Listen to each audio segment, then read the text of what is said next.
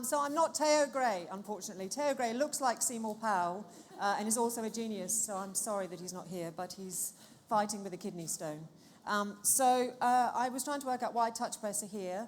I'm going to try and tell you who we are, why we're here, what quality and craftsmanship means to us, and what we're doing next. TouchPress was born with the iPad.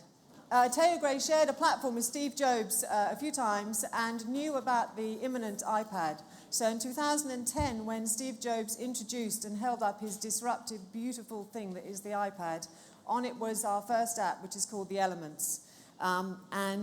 We've gone from there. He chose it because it showed what you could do on this device that simply hasn't been possible in other medium. And so since then, we've actually made about 20 apps, including one that isn't here, which is we were part of Bjork's Biophilia app, which involved Teo and his co-founder, neither of whom I need to say are runway candidates, sitting in a hot tub in Iceland. But anyway, that's what happens at TouchPress. So we've done lots of things. It culminated in 2013 with this being chosen as Best App of 2013. I'm going to play the trailer.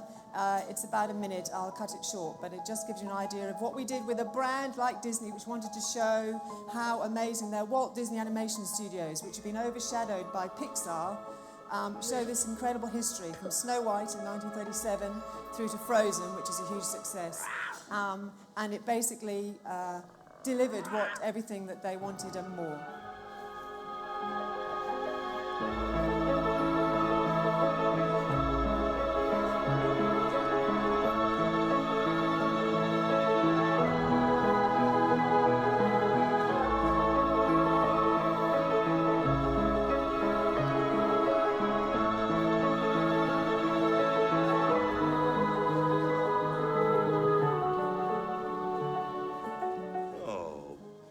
I've seen everything in these woods. Mute.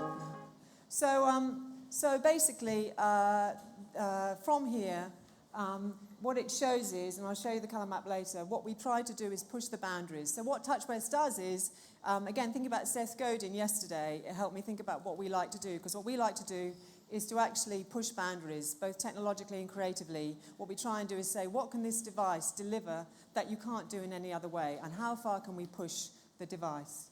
So I'm going to ignore that. This is Teo's phrase, quality is a funny word, and what does it mean in the context of physical goods? As the scientist, Teo thinks quality is a physical property of something. But, well, I think we know what it means when we feel something like a luxury good. We know what quality means. What does it mean in terms of software code?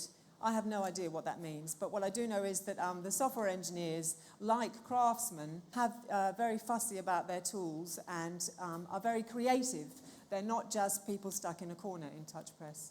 They're a core part of the creative team. This is about how beautiful iOS software is, but let's move on to, this is bismuth. So this is one of the, if normally I would show this on the iPad, but what it does is, when Teo did these rotations, so he's an element collector, he photographed every element, every physical element, and lots of people do 3D rotations, but what Teo did was scrunch this through a thing called Mathematica, which is a software program that he co-wrote.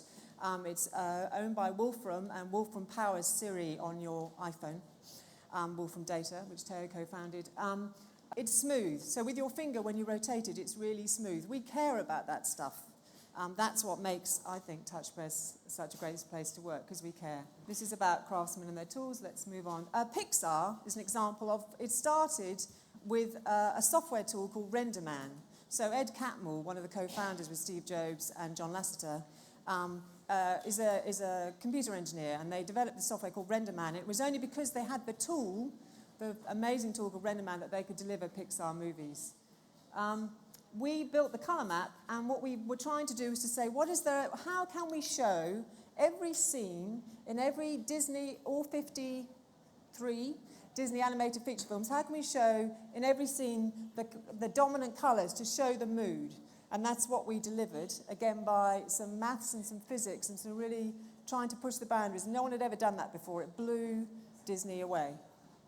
And there's Frozen. Hey, we're up to date. So we also applied that thinking to classical music. We did an app called The Orchestra, with someone called Esa-Pekka Salonen, and at the moment Apple are running an advertising campaign with Esa-Pekka about the app, which of course Esa-Pekka made. It had nothing to do with TouchPress.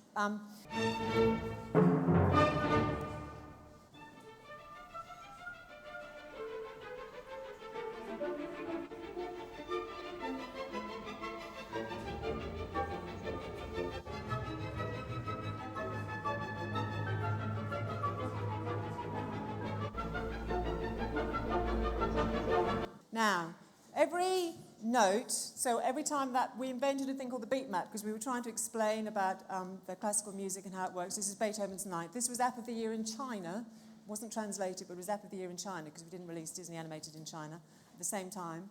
So every note of every instrument, the beat map, as it were, flashes.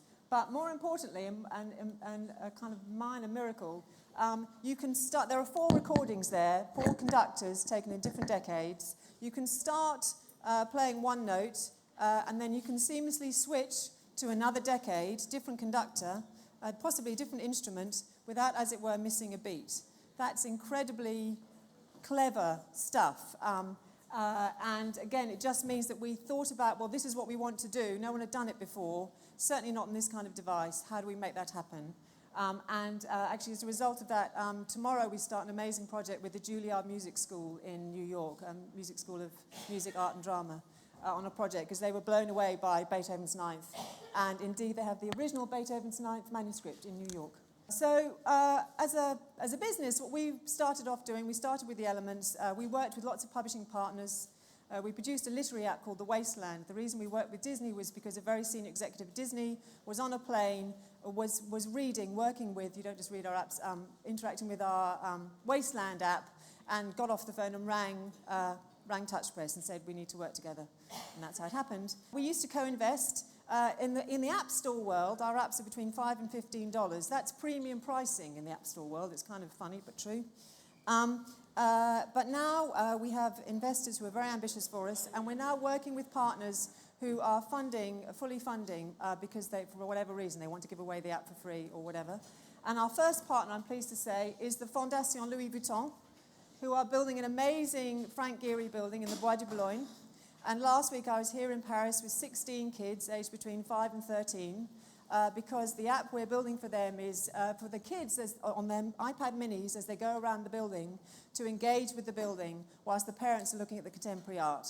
I have to say I suspect that the parents will be engaged with the app too, but hey.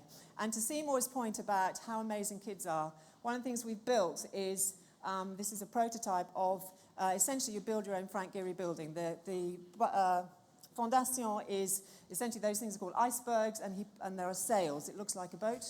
And the kids, the interface is far from finalized. The kids built the most amazing things, so that the older generation are going, oh, I don't know that they'll be able to understand it. The kids, absolutely wonderful stuff. So that's our kind of first project, working with a partner in a different way, and that's what we do. Thank you.